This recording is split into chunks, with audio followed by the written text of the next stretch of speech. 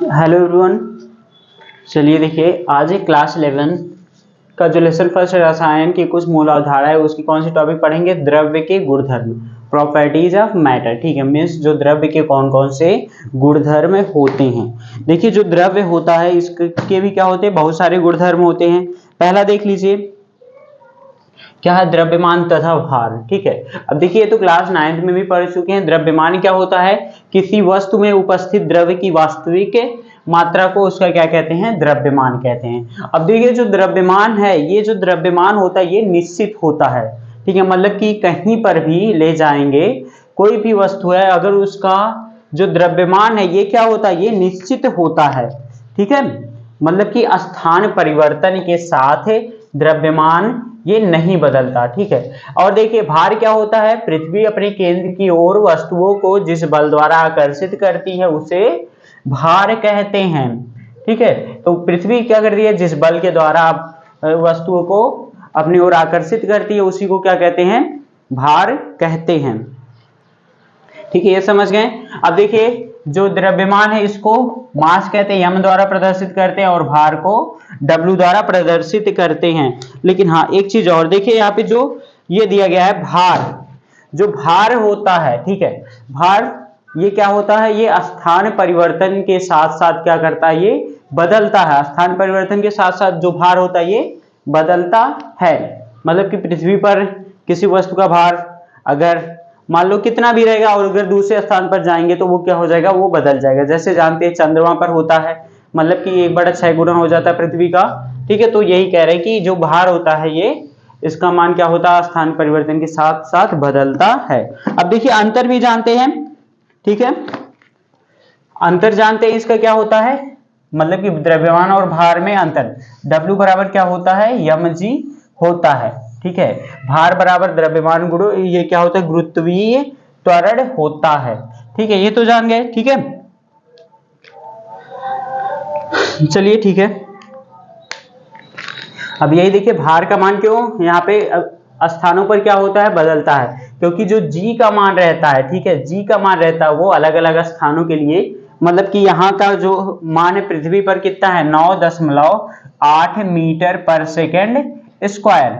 यही है ना g का मान, 9.8 मीटर पर सेकेंड स्क्वायर, ये g का मान है।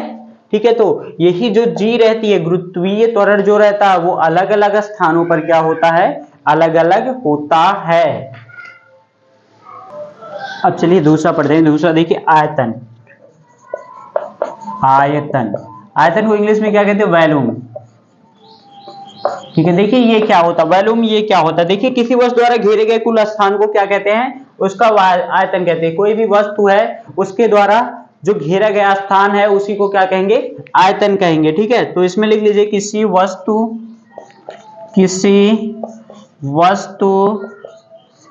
द्वारा घेरे गए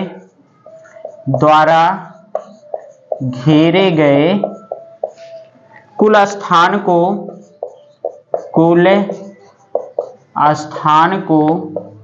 उसका आयतन कहते हैं, उसका आयतन कहते हैं, आयतन कहते हैं। ठीक है, अब देखिए किसी भी वस्तु है उसका जो आयतन होगा ये क्या होगा। अच्छा एक चीज मैं नहीं बता, देखिए जो द्रव्यमान है ये यम से करते हैं तो इसका मात्रक क्या हो जाएगा, किलोग्राम हो जाएगा, केजी हो जाएगा। इसका जो मात्रक हो जाएगा किलोग्राम हो जाएगा। ठीक है, डब्ल्यू भार, भार बराबर क्या होता है, mg होता है, ये तो जानते ही क्या हो जाएगा, डब्ल्यू का क्या हो जाएगा, न्यूटन हो जाएगा। ठीक है, लेकिन इसका क्या हो जाएगा, मात्रक जो वॉल्यूम होता है इसका क्या हो जाएगा। किसी वस्तु का आयतन कैसे निकालेंगे, ये तो जानते हैं ना, किसी वस्तु का आयतन कैसे निकालते हैं, जो लंबाई का क्या कर देते हैं, क्यूब कर देंगे, मतलब लंबाई गुणे ऊंचाई गुणे चौड़ाई, तो क्या हो जाएगा, लंबाई का क्यूब हो जाएगा। ठीक है, तो यही क्या हो जाएगा इसी का क्या हो जाएगा, मात्रक हो जाएगा। तो वॉल्यूम का ये इसका मात्रक क्या हो जाएगा, किसी वस्तु का आयतन, लंबाई का मात्रक देखिए मीटर हो जाएगा, तो क्या हो जाएगा, मीटर क्यूब हो जाएगा। तो क्या कह सकते हैं, वॉल्यूम का जो मात्रक होता है वो मीटर क्यूब होता है। ठीक है, इससे छोटा जाएंगे तो सेंटीमीटर क्यूब हो जाएगा, ये सब हो जाएगा। अब देखिए क्या होते हैं, अत्यंत छोटे मात्रक जैसे क्या होते हैं, लेकिन रसायन विज्ञान में समानता क्या होते हैं, बहुत छोटे मात्रा में कुछ आयतन में लेना रहता है किसी वस्तु को, ठीक है ना। तो उसमें देखिए क्या लेते हैं, इसके लिए देखिए एक मात्रक दिया गया, जैसे 1 लीटर है, 1 लीटर में कितना मिलीलीटर होता है, 1000 होता है, ठीक है। तो ये कन्वर्जन आपको याद रखना रहेगा, तो यहाँ पे मैं लिखवा दे रहा हूं, जैसे देखिए 1 लीटर है, 1 लीटर बराबर क्या होता है, 1000 मिलीलीटर, 1000 मिलीलीटर, ठीक है। और देखिए क्या हो जाएगा, 1000 सेंटीमीटर क्यूब बराबर हो जाएगा, 1000 सेंटीमीटर क्यूब बराबर क्या हो जाएगा, 1 डेसीमीटर क्यूब, एक क्या हो जाएगा, डेसीमीटर, 1 डेसीमीटर क्यूब, ठीक है। 1000 सेंटीमीटर क्यूब बराबर क्या हो जाएगा, 1 डेसीमीटर क्यूब ये हो जाएगा, ठीक है।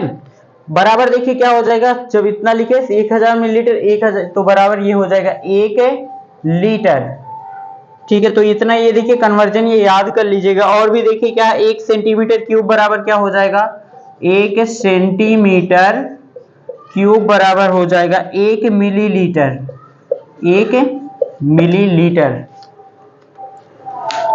ठीक है। क्या है, 1 सेंटीमीटर क्यूब बराबर 1 मिलीलीटर, तो 1000 सेंटीमीटर क्यूब बराबर क्या हो जाएगा, 1 डेसीमीटर क्यूब, 1 डेसीमीटर क्यूब बराबर क्या हो जाएगा, 1 लीटर। तो ये तीनों क्या करेंगे, कन्वर्जन क्या होनी चाहिए, याद होना चाहिए, ठीक है। इसको क्या कर लेंगे, याद कर लेंगे। चलिए देखते हैं अब घनत्व क्या होता है, ठीक है। हेडिंग डाल लीजिए घनत्व, हाँ हेडिंग डालिए घनत्व। देखिए घनत्व क्या होता है, इकाई आयतन में उपस्थित जो द्रव्य या पदार्थ की मात्रा होती है उसी को क्या कहते हैं, घनत्व कहते हैं। क्या लिख लेंगे, इकाई आयतन में उपस्थित पदार्थ की मात्रा उसका घनत्व कहलाता है, ठीक है। इसको लिख लीजिए, इकाई आयतन में उपस्थित, इकाई आयतन में, इकाई आयतन में उपस्थित पदार्थ की, उपस्थित पदार्थ की मात्रा उसका, मात्रा उसका घनत्व कहलाती है, घनत्व कहलाती है, ठीक है। तो घनत्व क्या होती है, इकाई आयतन में उपस्थित पदार्थ की मात्रा उसका क्या कहलाती है, घनत्व कहलाती है। जो देखिए घनत्व है, घनत्व को डी से, डेंसिटी कहते हैं, ठीक है। डेंसिटी डी से ये प्रदर्शित कर दे तो क्या हो जाएगा, द्रव्यमान बटा क्या हो जाएगा, पदार्थ, पदार्थ की मात्रा द्रव्यमान बटा आयतन, आयतन, मास बटा क्या हो जाएगा, वॉल्यूम हो जाएगा। ये डी क्या है, ये आपका क्या है, घनत्व है, ठीक है। घनत्व बराबर क्या हो जाएगा, द्रव्यमान बटा आयतन। तो इसको देखिए क्या लिखते हैं, एम बटा क्या लिखते हैं, वी लिखते हैं, ठीक है, यही लिखते हैं। अब देखिए मात्रक भी यहीं से निकाल लेंगे, ये मात्रक इसका क्या हो जाएगा, द्रव्यमान का मात्रक क्या होता है, किलोग्राम होता है, और वॉल्यूम का मात्रक क्या होता है, मीटर क्यूब होता है, ठीक है। तो क्या लिख देंगे यहाँ पे, केजी पर मीटर क्यूब। तो डेंसिटी का जो है, घनत्व का जो मात्रक निकल जाएगा, क्या निकलेगा, केजी पर मीटर क्यूब, ये निकल जाएगा, ठीक है। ये हो गया। अब चलिए देखिए घनत्व की इकाई ग्राम लीटर या ग्राम सेंटीमीटर में भी ये कर सकते हैं, ठीक है। तो ये कन्वर्जन करना मतलब कि लीटर में, 1 लीटर में कितना होता है, मिलीलीटर करना रहेगा, तो क्या कर देंगे, 1000 से क्या कर देंगे, भाग दे देंगे, ठीक है। जैसे दे दिया जाए आपको, देखिए घनत्व दे दिया जाए, कह दिया जाए कि ये क्या है, 1 ग्राम, 1 ग्राम क्या है, 1 ग्राम प्रति लीटर है। अब इसको क्या करना है, 1 ग्राम क्या करना है, प्रति मिलीलीटर में बदलना है। तो क्या करेंगे, 1 ग्राम तो यही रहेगा, ठीक है। तो ये हो जाएगा 1 ग्राम। अब देखिए लीटर में बदलना है, सॉरी मिलीलीटर में बदलना, तो लीटर है तो 1000 से क्या कर देंगे, यहाँ पे गुणा कर देंगे, तो ये क्या हो जाएगा, 1 ग्राम बटा ये क्या यहाँ पे हो जाएगा आपका, प्रति मिलीलीटर, ठीक है। 1 ग्राम लीटर बराबर क्या हो जाएगा, 1 बटा, इसको ऐसे भी लिख लीजिए, देखिए ये मिट नहीं रहा है,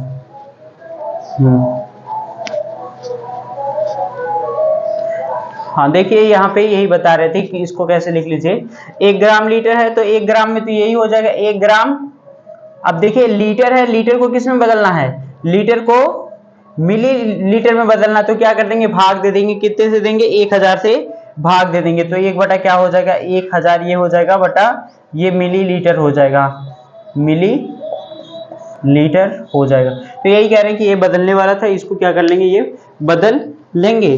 ठीक है, अब चलिए देखते हैं तापमान। तापमान हेडिंग डाल लीजिए,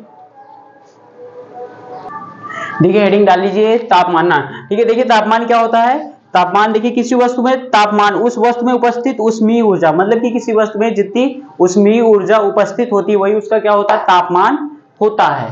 ठीक है, तो क्या लिख लेंगे यहाँ पे, किसी वस्तु का तापमान, किसी वस्तु का तापमान, किसी वस्तु का तापमान, ठीक, किसी वस्तु का तापमान उस वस्तु में उपस्थित है, उस वस्तु में उपस्थित, उस वस्तु में उपस्थित ऊष्मीय ऊर्जा की माप होती है, ऊष्मीय ऊर्जा की माप होती है।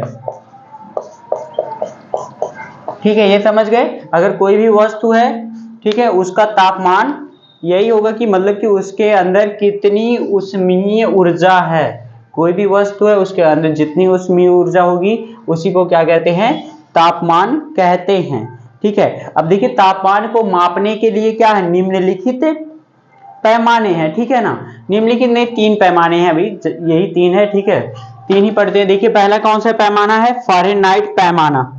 ठीक है, पहला कौन सा पैमाना है तापमान को मापने के लिए, फ़ारेनहाइट, फ़ारेनहाइट, फ़ारेनहाइट पैमाना। ठीक है, फ़ारेनहाइट को इंग्लिश में क्या कहते हैं, फ़ारेनहाइट स्केल,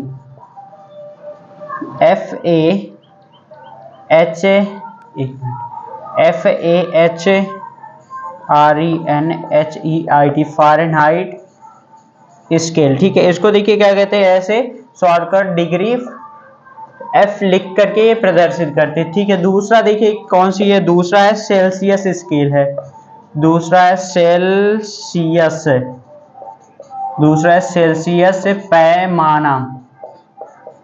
ठीक है, इसको क्या कहते हैं, सेल्सियस स्केल, सेल्सियस स्केल। ठीक है, डिग्री सेल्सियस इसको बोलते हैं।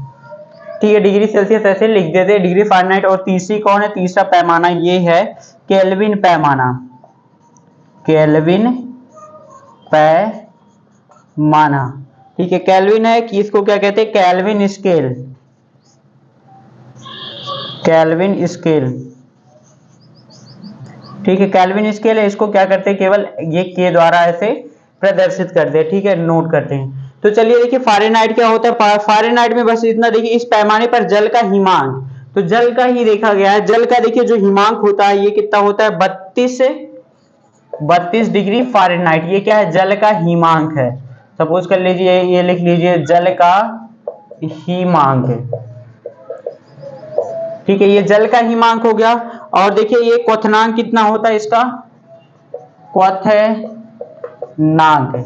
जल का क्वथनांक फ़ारेनहाइट में कितना हो जाएगा, 212 डिग्री फ़ारेनहाइट होता है। अब देखिए जो ये होती है फ़ारेनहाइट स्केल होती है, इसको 180, ठीक है, 180 भागों में विभाजित किया गया है। कितने, 180 भागों में विभाजित किया गया है। जल का हिमांक 32 डिग्री फ़ारेनहाइट, क्वथनांक कितना है, 212 डिग्री फ़ारेनहाइट है। अब चलिए बात करते हैं सेल्सियस में। सेल्सियस में देखिए क्या होता है, जल का जो हिमांक होता है ये कितना होता है, जल का होता है 0 डिग्री सेल्सियस। ठीक है, ये डिग्री है, 0 डिग्री सेल्सियस हो जाएगा। क्वथनांक कितना हो जाएगा, 100 डिग्री सेल्सियस। ठीक है, और इसको क्या करते हैं, 100 भागों में बांटा गया। कितने भागों में, 100 भागों में बांटा गया है। और देखिए क्या है, केल्विन पैमाना। ठीक है, केल्विन स्केल। अब देखिए इस पे जो जल का क्या होता है, जल का हिमांक होता है, ये होता है 273.15, 273 क्या है, 15 केल्विन होता है। क्वथनांक कितना हो जाएगा, 373.15 केल्विन ये हो जाएगा। ठीक है, तो ये थे 3 तापमान को मापने वाले पैमाने, पहला फ़ारेनहाइट पैमाना, दूसरा केल्विन पैमाना, दूसरा सेल्सियस पैमाना, तीसरा केल्विन पैमाना। अब देखिए केल्विन पैमाने हमें डिग्री नहीं लगाते क्योंकि ये सबसे छोटा इसका पैमाना है मापने के लिए, ठीक है, इसलिए यहाँ पे ये नहीं लगाया जाता है। इतना समझ गए। अब चलिए देखते हैं यहाँ पे इसको निकालने, मतलब कि इसको परिवर्तन करने के लिए फ़ारेनहाइट से सेल्सियस में, सेल्सियस से केल्विन में कैसे परिवर्तित किया जाता है, इसके लिए सूत्र है। देखिए जो सूत्र है ये बता रहे हैं, ठीक है ना। दो पैमानों को मापने के लिए संबंधित होते हैं, किन्हीं दो पैमानों पर मापे गए तापमान निम्न प्रकार संबंधित हैं, मतलब कि आपको बदलना है। जैसे दे दिया जाए ये क्या है, डिग्री फ़ारेनहाइट बराबर होता है 9/5 क्या होता है डिग्री सेल्सियस प्लस क्या हो जाएगा 32, ठीक है। मतलब कि क्या करेंगे, अगर देखिए डिग्री सेल्सियस है, डिग्री सेल्सियस से फ़ारेनहाइट बदलना तो ये वाला कर देंगे, ठीक है। दूसरा देखिए क्या है केल्विन, केल्विन बराबर क्या हो जाएगा डिग्री सेल्सियस प्लस 273.15, ठीक है, 273.15। तो ये दोनों सूत्र है, ये बहुत इंपॉर्टेंट, 9th में भी पढ़ चुके हैं, तो इससे देखिए क्वेश्चन भी पूछ सकते हैं। और यहाँ पे डिग्री सेल्सियस को परिवर्तित करने में निकाल लीजिएगा, ठीक है, कि ये निकल जाएगा, ये इधर करेंगे तो यहाँ पे ये आएगा, तो ये आपका निकल जाएगा, निकल जाएगा ना।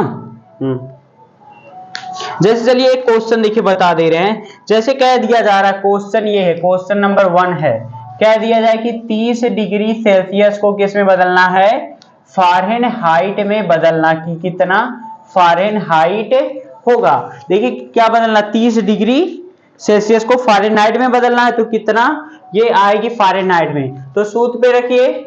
देखिए डिग्री फ़ारेनहाइट बराबर क्या होता है 9/5 गुणे डिग्री सेल्सियस कितना है 30 डिग्री सेल्सियस है, ठीक है, क्या है प्लस कितना है कर देना 32, यही कर देंगे। फिर काटिए, देखिए 9 छक्का 30, सॉरी 5 छक्का क्या हो जाएगा 30 हो जाएगा। देखिए 9 छक्का कितना हो जाएगा 54 हो जाएगा, प्लस क्या हो जाएगा 32 बराबर, देखिए जोड़ेंगे कितना हो जाएगा 4 2 6 86, कितना आ जाएगा 86 फ़ारेनहाइट, तो ये कितने के बराबर हो जाएगा 86 डिग्री फ़ारेनहाइट। तो ऐसे करके क्या करेंगे ये निकाल लेंगे, ठीक है। अब चलिए आगे देखते हैं।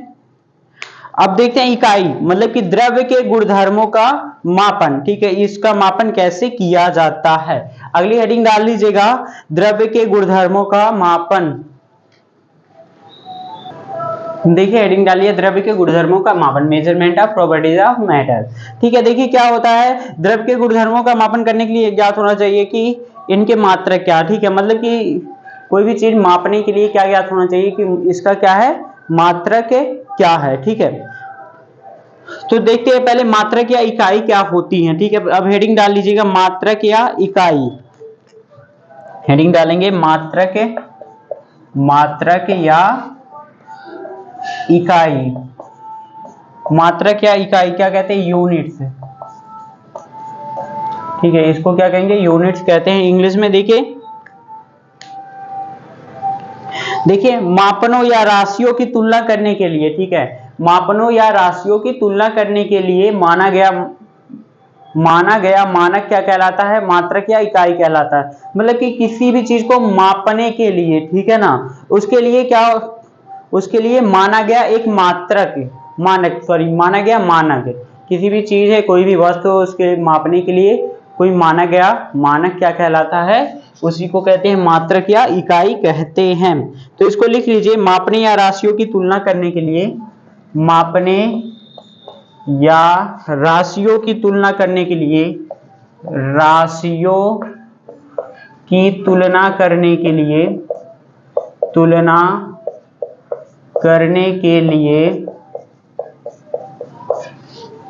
करने के लिए माना गया मात्रक, माना गया मात्रक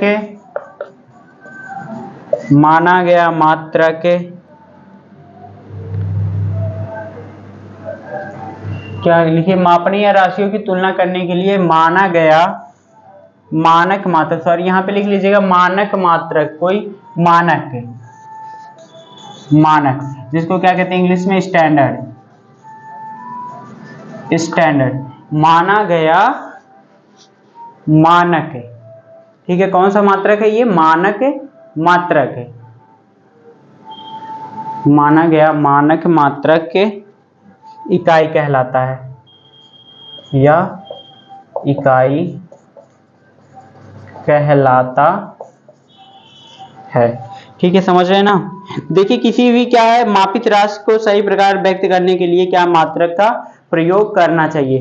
ठीक है, जैसे कोई कह दिया जाए कि हम पेंसिल लिए, ठीक है, आप कहते हैं कि पेंसिल की लंबाई 12 है, कोई भी जैसे ये मार्कर है कह दिया जाए ये मार्कर की लंबाई क्या है 12 लिख दिया जाए, तो अब इसको हम नहीं जानेंगे कि 12 ये क्या है ना। अगर देखिए 12 पीछे क्या अगर लिख दिया जाए, अगर स्टार्टिंग में कह रहे कि ये मार्कर की लंबाई कितनी 12 है, तो आप नहीं समझेंगे 12 क्या है। अगर 12 के पीछे हमने सेंटीमीटर लगा दिया तो हम समझ जाएंगे ये क्या है 12 सेंटीमीटर है। तो इसीलिए क्या होती है ये मात्रक की जरूरत पड़ती है। ठीक है ना? आप चलिए देखते हैं आगे। देखिए क्या है मात्रक क्या होते हैं, दो प्रकार के होते हैं, इसमें लिख लीजिएगा मात्रक दो प्रकार के होते हैं, मात्रक दो प्रकार के होते हैं, ठीक है। मात्रक कितने प्रकार के होते हैं? दो प्रकार के होते हैं। पहला देखिए क्या होता है मूल मात्रक होता है, मूल मात्रक है, ठीक है। दूसरा देखिए कौन सा मात्रक होता है, पहला तो मूल मात्रक हो गया, ठीक है। दूसरा क्या होता है व्युत्पन्न मात्रक होता है, व्युत्पन्न मात्रक, ठीक है। ये दो प्रकार के होते हैं, तो ये लिख देंगे मूल मात्रक, दूसरा क्या हो जाएगा व्युत्पन्न मात्रक। अब चलिए हेडिंग डाल लीजिएगा मूल मात्रक, ठीक है। हेडिंग कौन सा डालेंगे, पहला वाला डालेंगे मूल मात्रक, मूल मात्रक। देखिए इसको इंग्लिश में क्या कहते हैं फंडामेंटल यूनिट, फंडामेंटल यूनिट, ठीक है। ये देखिए फंडामेंटल यूनिट क्या होती है।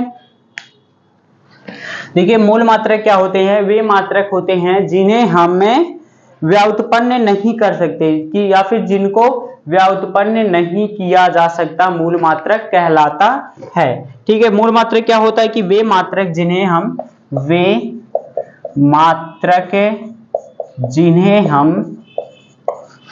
ठीक है। मूल मात्रक क्या हो गया, वे मात्रक जिन्हें हम अन्य मात्रकों से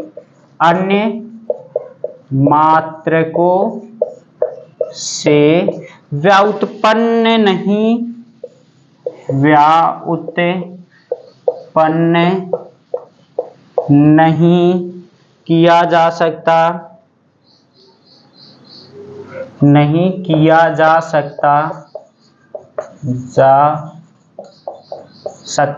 ठीक है। उसी को क्या कहते हैं मूल मात्रक कहते हैं। अब देखते हैं जो मूल मात्रक होते हैं इसकी क्या होती है निम्न प्रणालियां हैं, ठीक है। इसके जो निम्न प्रणालियां हैं, तो आपने इतना हेडिंग डाल लिया, तो अब मैं ये मिटा कर ये पूरी अच्छे से बता दूं, क्योंकि इसके जो प्रणालियां पहले देखिए सीजीएस प्रणाली है, दूसरा क्या है एफपीएस प्रणाली, तीसरा एमकेएस है, चौथा क्या एसआई प्रणाली है। तो ये सब प्रणाली है एक ही साथ इसको बताएंगे, ठीक है। चलिए देखिए मूल मात्रक हेडिंग डालिए अच्छे से, ठीक है ना। अब इसमें देखिए लिखते हैं इसकी प्रणालियां, लिखते हैं कितनी प्रणाली होती है। पहला देखिए क्या है सीजीएस प्रणाली, सीजीएस प्रणाली को देखिए सिस्टम कहते हैं, ठीक है। सीजीएस क्या हो जाएगा प्रणाली का मतलब क्या हो जाएगा सिस्टम, सीजीएस सिस्टम। अब देखिए इस प्रणाली मतलब कि इस सिस्टम में जो होता है, ठीक है ना, लंबाई का क्या मात्रक होता है, यहाँ पे ऐसे कर लेंगे, मतलब कि लंबाई को किस में मापा जाता है, तीन कॉलम कर लेंगे, ये हो गया लंबाई, ठीक है, ये दूसरा कॉलम हो गया और ये तीसरा कॉलम हो गया। पहला देखिए क्या है लंबाई हो गया, ठीक है। दूसरा क्या होता है द्रव्यमान होता है, द्रव्यमान हो गया, और तीसरा देखिए ये है समय, ठीक है। मतलब कि ये लेंथ हो जाएगा, ये मास हो जाएगा और ये टाइम हो जाएगा। सीजीएस प्रणाली में देखिए किसमें मापते, सीजीएस प्रणाली में जो सी से क्या हो जाएगा आपका सेंटीमीटर हो जाएगा, सी से क्या हो जाएगा इसको जो लंबाई को किस में मापते हैं, सेंटीमीटर में, ये समझ जाएंगे ना, या फिर लिख दे रहे हैं। देखिए इसको क्या करेंगे, सेंटीमीटर में मापेंगे, सेंटीमीटर। जो लंबाई होती है उसको किस में मापा जाता है, सेंटीमीटर। और जी से क्या होता है, ग्राम होता है, मतलब कि जो द्रव्यमान होता है उसको ग्राम में मापा जाता है। और यस से सेकेंड होता है, समय को क्या करेंगे, सेकेंड में मापते हैं, सेकेंड में मापते हैं, सेकेंड में मापते हैं। ठीक है, तो पहला तो ये प्रणाली होगी। दूसरी प्रणाली है, दूसरी प्रणाली कर लीजिएगा एफपीएस प्रणाली। एफपीएस प्रणाली में क्या हो जाएगा, एफपीएस सिस्टम। अब देखिए इसमें क्या होगा, एफपीएस में यही है ना, एफपीएस। एफपीएस में देखिए क्या हो जाएगा, एफ से क्या हो जाएगा, फुट हो जाएगा। तो लंबाई को किस में मापेंगे, फुट में मापेंगे। ठीक है, और ये पी से क्या हो जाएगा, पी से हो जाएगा पाउंड। जो द्रव्यमान को किस में मापेंगे, पाउंड में। ठीक है, और यस से क्या हो जाएगा, समय को तो सेकंड में ही मापेंगे। तो इतना देखिए ध्यान में रखिएगा। और देखिए क्या दिया गया, एम के एस है। ठीक है, एम के एस प्रणाली। देखिए ये कौन सी प्रणाली है, एम के एस प्रणाली है। देखिए एम के एस में क्या हो जाएगा, एम से क्या हो जाएगा, आपका मीटर हो जाएगा। ठीक है ना, मीटर, जो लंबाई का जो मात्रक हो जाएगा ये मीटर हो जाएगा। के से क्या हो जाएगा, किलोग्राम हो जाएगा। द्रव्यमान को किस में मापेंगे, किलोग्राम में। ठीक है, ये क्या किलोग्राम है। ठीक है, और यस है, ये टाइम का है, ये सेकंड हो जाएगा, सेकंड ये हो जाएगा। और देखिए चौथा है, ये आपकी है चौथा जो प्रणाली है, बहुत इंपॉर्टेंट है। ये क्या, एसआई प्रणाली। ठीक है, एसआई प्रणाली, इसको क्या कहेंगे, एसआई सिस्टम कहेंगे। ठीक है, यही देखिए बहुत इंपॉर्टेंट, यही आपको पढ़ना। देखिए क्या है, एसआई सिस्टम में क्या हुआ, अक्टूबर सन 1960 में भार एवं मापन की अंतरराष्ट्रीय समिति ने इकाइयों या मात्रकों की एक अंतरराष्ट्रीय प्रणाली प्रस्तुत की, जिसे संक्षिप्त में क्या कहा जाता है, एसआई प्रणाली कहा जाता है। इंग्लिश में कहते हैं स्टैंडर्ड इंटरनेशनल सिस्टम। ठीक है, इस प्रणाली के अंतर्गत 7 मूल मात्रक तथा 2 पूरक मात्रक होते हैं। लास्ट वाला देखिए पढ़ना, लास्ट वाला हेडिंग डाल लीजिए, एसआई प्रणाली। हाँ चलिए हेडिंग डालिए, क्या एसआई प्रणाली डालिए। ठीक है ना, एसआई प्रणाली में देखिए इसके अंतर्गत क्या होते हैं, 7 मूल मात्रक होते हैं। क्या होते हैं, 7, ये 7 तय है। ठीक है, 7 क्या होंगे, मूल मात्रक होंगे, और 2 क्या होंगे, ये पूरक मात्रक होंगे। ठीक है, मतलब कि 7 मूल मात्रक होंगे और 2 क्या होंगे, ये पूरक मात्रक होते हैं। ठीक है, पूरक को क्या कहते हैं, सप्लीमेंट्री यूनिट, इसको इंग्लिश में कहेंगे सप्लीमेंट्री, सप्लीमेंट्री यूनिट। ठीक है, 2 पूरक मात्रक कहते हैं, सप्लीमेंट्री यूनिट कहते हैं। अब देखिए ये जो 7 मूल मात्रक है कौन कौन से हैं, जैसे क्या हो गया, लंबाई हो गया, लंबाई हो गया। लंबाई का मात्रक क्या होता है, ये मीटर हो गया, इधर लिख लीजिए मात्रक है। ठीक है, और इधर क्या लिख लीजिए, भौतिक राशियां, भौतिक राशियां, मतलब फिजिकल क्वांटिटीज। ठीक है, पहला तो ये हो गया मात्रक, लंबाई का ये हो गया। द्रव्यमान का क्या होता है, द्रव्यमान। देखिए लंबाई को एल से प्रदर्शित करते हैं, द्रव्यमान को यम से करते हैं। ठीक है, अब द्रव्यमान का मात्रक क्या हो जाएगा, केजी हो जाएगा, मतलब कि किलोग्राम होता है। तीसरा देखिए क्या, समय, समय को किससे प्रदर्शित करते हैं, ये टी से करते हैं। इसका जो मात्रक होता है समय का, सेकेंड होता है। हम छोटा वाला लिख रहे हैं, हिंदी नहीं लिख रहे। ठीक है, सेकेंड ये हो जाएगा। फिर देखिए क्या, तापमान, तापमान, तापमान को कैपिटल टी से करते हैं। इसका जो मात्रक होता है ये केल्विन होता है। क्या होता है, केल्विन होता है। और देखिए पांचवा क्या है, विद्युत धारा, विद्युत धारा। ठीक है, इसको कैपिटल आई से प्रदर्शित करते हैं। इसका जो मात्रक होता है एम्पियर होता है। क्या होता है, एम्पियर, एम्पियर। ठीक है ना, एम्पियर ये होता है। और देखिए छठवां क्या होता है, ज्योति तीव्रता। क्या होती है, ज्योति तीव्रता, तीव्रता। ठीक है, इसको देखिए क्या कहते हैं, आई वाई या आई डॉट से करते हैं, आई वाई आई या आई नॉट से प्रदर्शित करते हैं। इसका जो मात्रक होता है कैंडेला, सीडी होता है। ठीक है, इसको ल्यूमिनेस इंटेंसिटी कहते हैं। इसका जो मात्रक होता है सीडी होता है। मिस क्या होता है, इसको कहेंगे कैंडेला, क्या कहेंगे, कैंडेला। और देखिए क्या है, पदार्थ की मात्रा, कोई पदार्थ की मात्रा है तो, पदार्थ की मात्रा, ठीक है, पदार्थ की मात्रा को यन, इसका जो मात्रक होता है क्या होता है, मोल होता है, ठीक है, मोल है, ऐसे लिखते हैं MOL से, ये प्रदर्शित करते हैं। तो ये क्या हो गए, 7 आपके ये मूल मात्रक हो गए, 7 क्या है, ये मूल मात्रक है। और देखिए दो जो ये पूरक है, मतलब कि जो सप्लीमेंट्री यूनिट है, ये क्या है, ये एक होता है, ये रेडियन होता है, रेडियन। दूसरा कौन सा होता है, ये स्टेरेडियन, स्टेरेडियन, ठीक है, रेडियन है। और इसको रेडियन देखिए क्या होता है, कोण के लिए होता है, स्टेरियन क्या होता है, ठोस कोण के लिए होता है, ठीक है। रेडियन किसके लिए होता है, ये कोण के लिए होता है, स्टेरेडियन क्या होता है, ठोस कोण के लिए होता है। तो ये सब क्या थे आपके SI प्रणाली, यही देखिए इंपॉर्टेंट है, ये आप लोग क्या कर लीजिएगा, याद कर लीजिएगा, ठीक है। अब चलिए देखते हैं मूल मात्रक में प्रयुक्त पूर्वलंग। चलिए इसको देखिए, मैं वैसे बता दे रहा हूँ, आप नहीं तो लिखवाना पड़ेगा, ज्यादा हो जाएगा, ठीक है। हाँ देखिए ये सब क्या है, ये मूल मात्रक के लिए प्रयुक्त पूर्वलग्न है, ठीक है। तो यहाँ पे देखिए कह रहा है कि यही मूलभूत इकाइयों में कुछ पूर्वलग्न का योग करके इनके मान को कम या अधिक किया जा सकता है। उदाहरण जैसे मीटर, लंबाई को मीटर में मापते हैं, अतः इसको डेका, हेक्टा आदि पूर्वलग्न लगाकर इसके मान को बढ़ाया जा सकता है। तो यहीं पे ये देखिए यहाँ पे दिया गया है, जैसे अगर किसी की पावर क्या 10 की पावर 1 है, उसको क्या पढ़ेंगे, डेका पढ़ेंगे, इसको प्रदर्शित करेंगे DA से। 10 की पावर 2 है तो हेक्टा पढ़ेंगे, S से प्रदर्शित करेंगे, 10 की पावर 3 है तो किलो से करेंगे, ठीक है। तो ये सब क्या है, यहाँ पे ये देखिए किलो है, मेगा, गीगा, टेरा, पेटा, एक्सा, जेटा, योटा, ये सब है। तो ये सब धनात्मक में थी, और ये देखिए ऋणात्मक में है।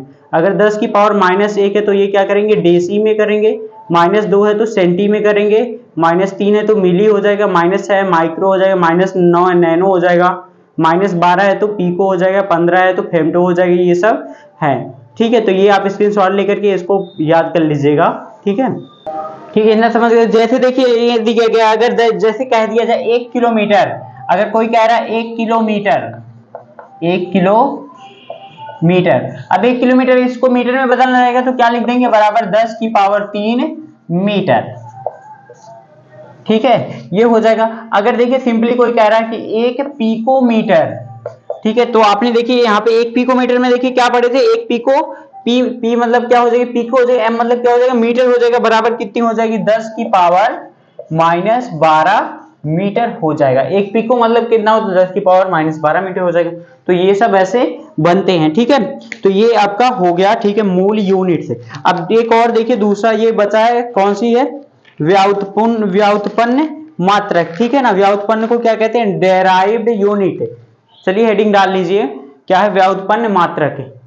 हाँ चलिए देखिए व्युत्पन्न मात्रक, ये हेडिंग डालिए। देखिए ये क्या होते हैं, वे सभी मात्रक जिन्हें मूल मात्रक से प्राप्त किया जाता है, मतलब कि जो मात्रक के मूल मात्रक से हम प्राप्त करते हैं उसे क्या कहते हैं, व्युत्पन्न मात्रक कहते हैं। तो इसमें लिख लीजिए वे सभी मात्रक जिन्हें, वे सभी मात्रक जिन्हें, वे सभी मात्रक जिन्हें, वे सभी मात्रक जिन्हें मूल मात्रकों से, मूल मात्रकों से, मूल मात्रकों से प्राप्त किया जाता है, प्राप्त किया जाता है,